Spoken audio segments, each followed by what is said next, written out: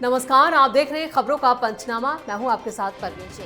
हम लेकर आए हैं देश और दुनिया की 5 बड़ी खबरें, जिस पर चर्चा के लिए हमारे साथ स्टूडियो मौजूद हैं कैपिटल टीवी के editor in chief doctor Manish Kumar. Sir, आपका स्वागत है। धन्यवाद। सबसे पहले एक नजर आज की टॉप हेडलाइंस पर। चीन के विदेश मंत्री वांग यी 2 दिन के भारत दौरे पर। दिल्ली में आज विदेश मंत्री एस जयशंकर और एनएसए डोभाल से की मुलाकात। कल पीएम मोदी से होगी मीटिंग। आज होगी जेलेंस्की से डोनाल्ड ट्रंप की मीटिंग। व्हाइट हाउस में दोनों नेताओं के बीच जंग रोकने पर होगी चर्चा। पुतिन ने रखी कई शर्तें। संसद में एसआईआर पर विपक्ष का जबरदस्त हंगामा। मुख्य चुनाव आयुक्त ज्ञानेश कुमार के खिलाफ महाभियोग लाने पर इंडी गठबंधन की बैठक। उपराष्ट्रपति चुनाव पर इंडी गठबंधन में घमासान। एनडीए उम्मीदवार सीपी राधाकृष्णन को वाईएसआरसीपी ने समर्थन का किया ऐलान। राहुल गांधी की वोट अधिकार यात्रा में धक्का मुक्की। यात्रा के दूसरे दिन औरंगाबाद के कुटुंबंग में की जनसभा। यात्रा के रूट को लेकर महागठबंधन में नोकझोंक। सबसे पहले बात भारत चीन के बीच सुधरते रिश्ते। टैरिफ विवाद के बीच चीन के विदेश मंत्री वांग यी आज भारत पहुंचे। 2 दिन की भारत यात्रा में वांग यी ने विदेश मंत्री एस जयशंकर और राष्ट्रीय सुरक्षा सलाहकार अजीत डोभाल के साथ अलग अलग मीटिंग की, जिसमें सीमा विवाद, व्यापार और उड़ान सेवाओं की बहाली सहित कई प्रमुख मुद्दों पर विचार विमर्श किया। वांग यी और पीएम मोदी की बैठक कल होने वाली और ये बैठक उस वक्त हो रही है जब पीएम संघाई सहयोग संगठन यानी एससीओ के वार्षिक शिखर सम्मेलन में हिस्सा लेने के लिए चीन जा रहे हैं। भारत चीन के रिश्तों में आ रहे सुधार से ट्रंप की टेंशन बढ़ गई है। जिस तरह से वांग यी भारत आए हैं और जिन मुद्दों पर बातचीत हो रही है, वो क्या संकेत?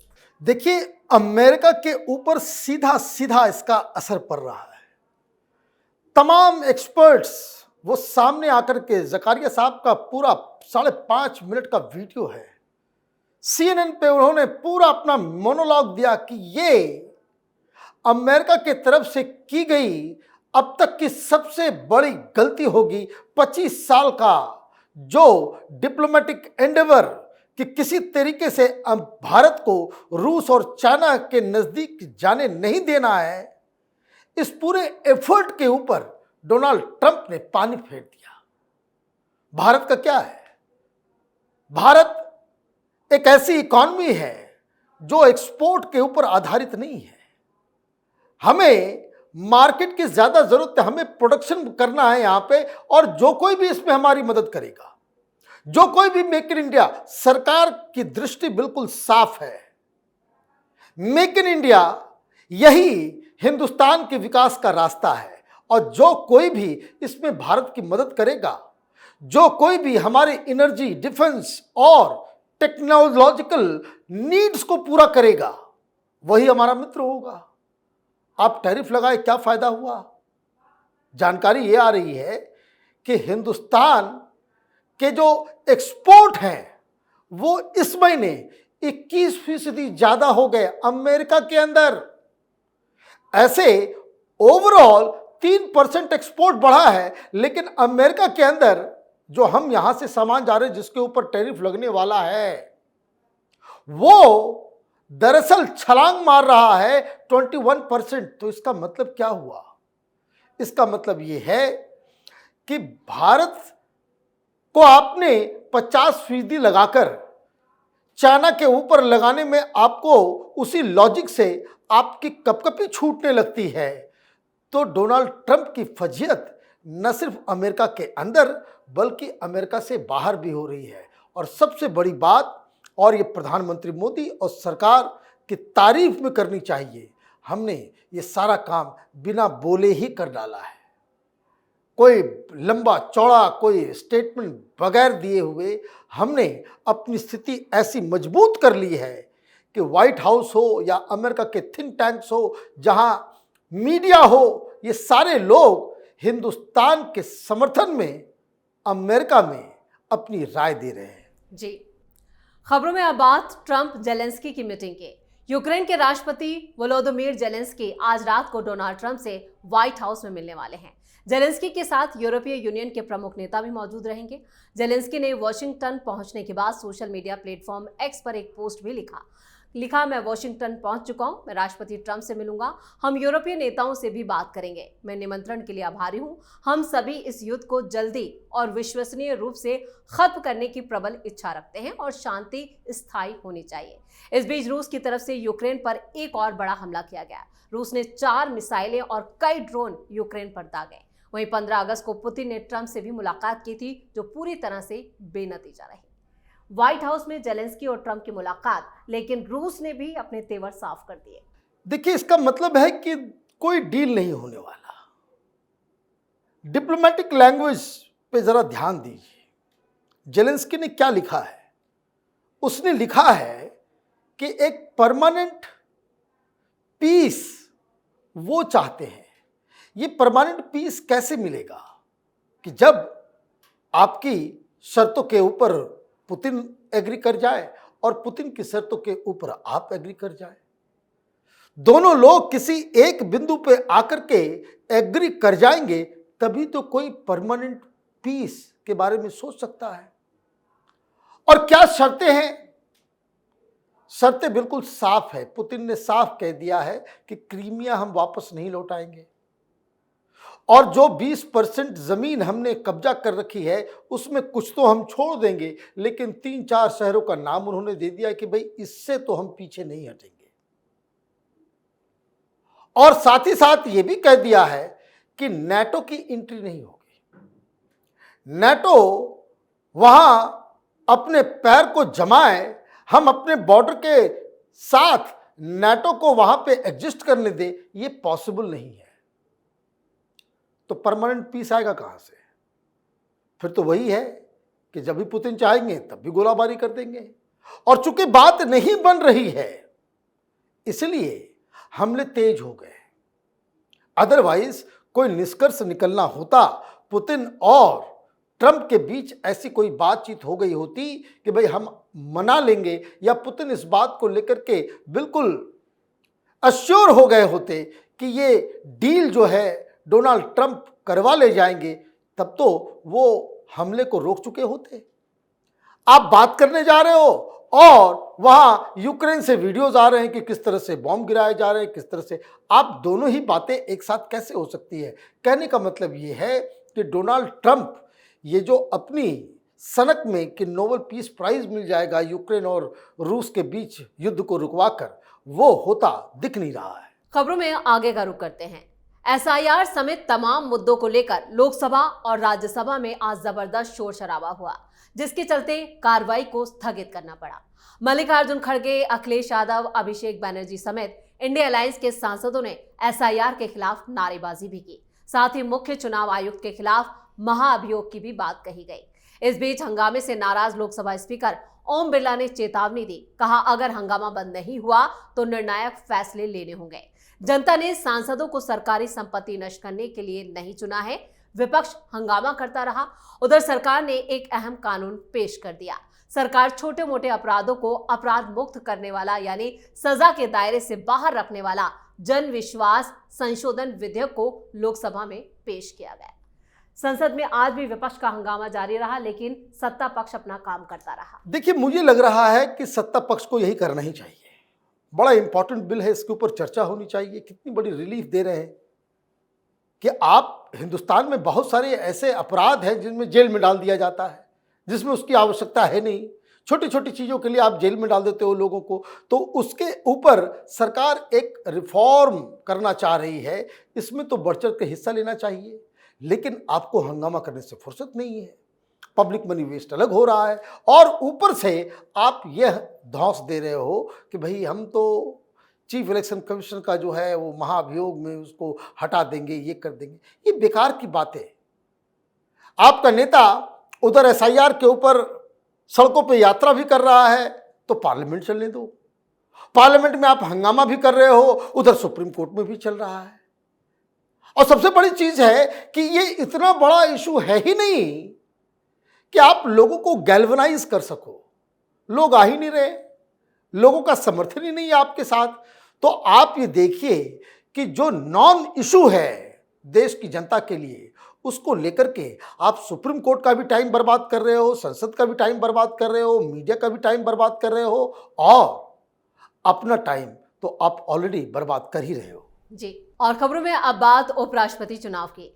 एनडीए ने सीपी राधाकृष्णन को उपराष्ट्रपति पद के लिए अपना उम्मीदवार बनाया है। बीजेपी निर्विरोध चुनाव के लिए सभी दलों से समर्थन जुटा रही है। इस काम को रक्षा मंत्री राजनाथ सिंह ने संभाल रखा है। वह अब तक कई विपक्षी दलों से बातचीत भी कर चुके हैं। वाईएसआरसीपी ने समर्थन का ऐलान कर दिया, जो विपक्ष के लिए बड़ा झटका है।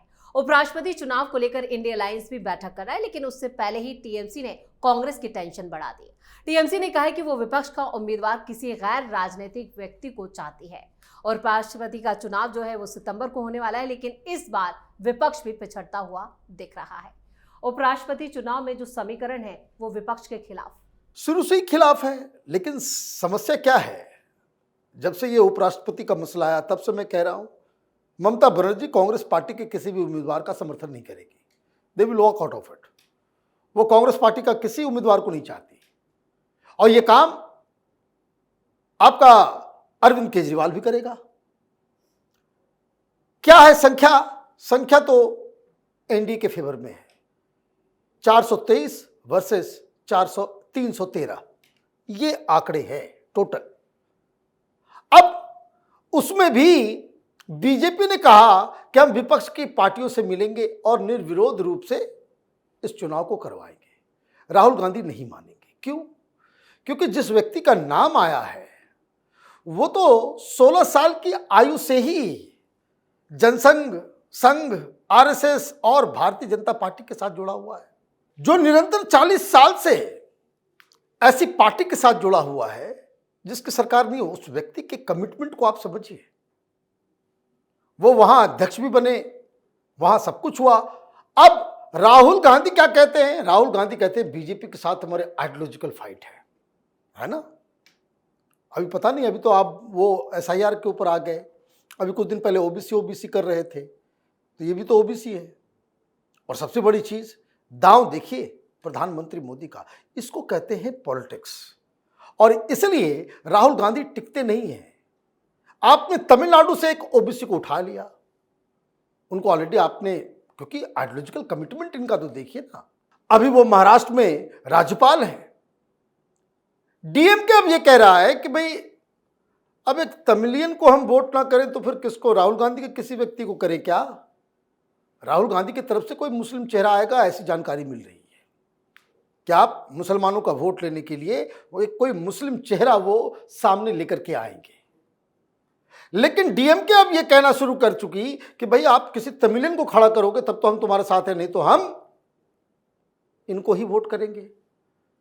तो आप देखिए, जब से धनखड़ साहब का इस्तीफा हुआ, लगातार मैं कह रहा था कि 423 और ये 313 घटके 250 हो गया अगर विपक्ष के तरफ से, तो आप ये समझिए ये कितना बड़ा एम्बैरेसमेंट राहुल गांधी की राजनीति को होगा कि भाई आप विपक्ष के सर्वमान्य नेता नहीं हैं, आपके कंट्रोल में कुछ नहीं है।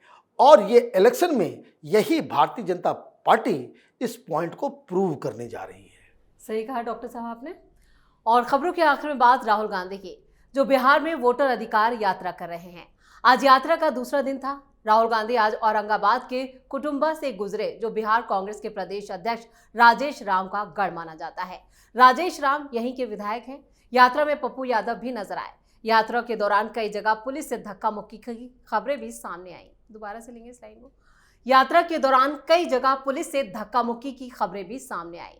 राहुल गांधी 17 अगस्त से 16 दिन की बिहार यात्रा पर निकले हैं, लेकिन इस यात्रा के रूट को लेकर लोगों ने सवाल खड़े किए। ये यात्रा खासतौर से उन इलाकों से निकल रही है जहां मुस्लिम आबादी ज्यादा है। यात्रा शुरू हुए दूसरा दिन और उसके साथ ही विवाद जुड़ गए। देखिए, विवाद तो जुड़ना ही था। कारण क्या है? आपने एक तथाकथित एक बहुत बड़ा एटम बम फोड़ा दिल्ली में। मसला था कर्नाटक का। यात्रा कर रहे हैं बिहार में। कोई रिश्ता है? कोई लेना देना है? चेहरा है राहुल गांधी का और चुनाव और मुख्यमंत्री का चेहरा है तेजस्वी यादव। इसलिए ये यात्रा कहने को कांग्रेस पार्टी का है। वीडियोस को देखिए तो आपको दिखेगा कि हर जगह आरजेडी का ही झंडा दिख रहा है। अब आप पप्पू यादव को भी बिठा लेंगे, तेजस्वी यादव 2-3 दिनों के बाद वो निकल लेंगे रास्ते से, क्योंकि मीडिया दिखा रही है राहुल गांधी को। तेजस्वी यादव चुनाव का चेहरा है, वो मुख्यमंत्री बनना, वो पीछे पीछे थोड़ी चलेंगे। राहुल गांधी की हैसियत ही क्या है बिहार की राजनीति में? कांग्रेस पार्टी के पास क्या है? वहां ढंग से आपके कार्यकर्ता नहीं आ रहे हैं, आरजेडी के लोग हर जगह नजर आ रहे हैं, और जैसे ही तेजस्वी यादव बाहर निकलेंगे आरजेडी के लोग आना बंद कर देंगे और उसके बाद ये फ्लॉप हो जाएगा। तो आपने खुद अपने लिए गड्ढा खोद रखा है। ये यात्रा, इसमें जनता नजर नहीं आ रही है। मैं तो देख रहा था क्लिप, वो यात्रा की जो गाड़ी है जिससे राहुल गांधी और तेजस्वी यादव आज नजर आ रहे थे, उसके आगे एक बड़ी सी गाड़ी चलती है जिसके ऊपर क्रेन भी होता है, जिससे तस्वीरें ली जाती है, और ये लोग आपस में गप कर रहे हैं कि यहां से क्यों अपनी गाड़ी को आगे बढ़ा दिया। यहां पर तो जनता थी, जहां पे लोगों को देखो वहां पे गाड़ी को रोक दो, कुछ शॉर्ट समय मिल जाए रील्स बनाने के लिए। जनता आ नहीं रही, ये सबसे बड़ी दिक्कत है। और इसलिए मैं शुरू से कह रहा हूं कि चूंकि मामला दिल्ली में आपने खोला, इशू कर्नाटक का है और मजमा आप लगाना चाह रहे हैं बिहार में, बिहारी इतने बेवकूफ नहीं होते हैं। डॉक्टर साहब, इस तमाम जानकारी और सटीक विश्लेषण के लिए आपका बहुत बहुत धन्यवाद। धन्यवाद। खबरों का पंचनामा में आज के लिए इतना ही। देश और विदेश की बाकी खबरों और उनके सटीक एनालिसिस के लिए देखते रहिए कैपिटल टीवी। वीडियो को लाइक करें, शेयर करें और कैपिटल टीवी को सब्सक्राइब जरूर करें। धन्यवाद।